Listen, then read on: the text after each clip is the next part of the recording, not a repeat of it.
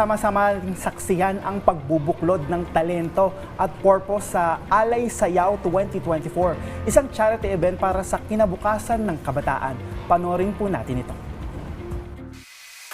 Ang pagsasayaw ay hindi lamang isang anyo ng sining at libangan, kundi isa rin itong mabisang paraan ng pag-ehersisyo na may maraming benepisyo sa kalusugan.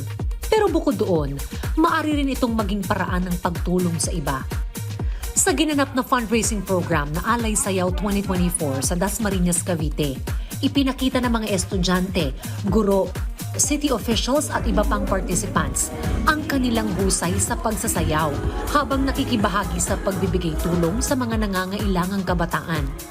Kami po ay taus-pusong nagpapasalamat sa suporta at patuloy na pag-isa sa ganitong mga activities and we continue joining us in the future Alay Sayaw of the city of Dasmariñas. Mahigit 15,000 participants ang sumali sa nasabing event.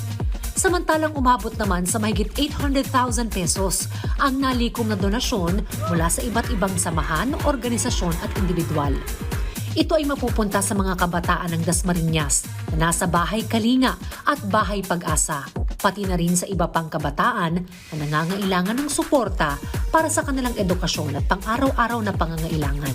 Itong Alay Sayaw, isang paraan ng pagsayaw, pag-exercise ng mga kabataan, tsaka isang way para yung mga communities makapagtulungan at makapag-raise ng pera para sa mga less fortunate, sa mga kabataan natin na naghihirap, tsaka sa mga less fortunate na hindi nakakapag-aral.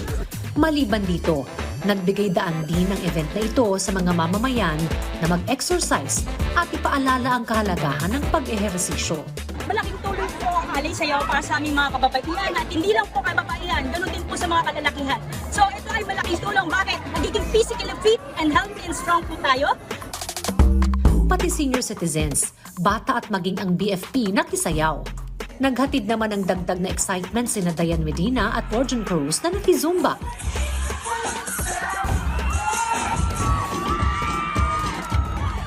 Sa pamagitan ng pagsasayaw, hindi lamang natin pinapabuti ang ating kalusugan, kundi nakatutulong din tayo sa ating komunidad.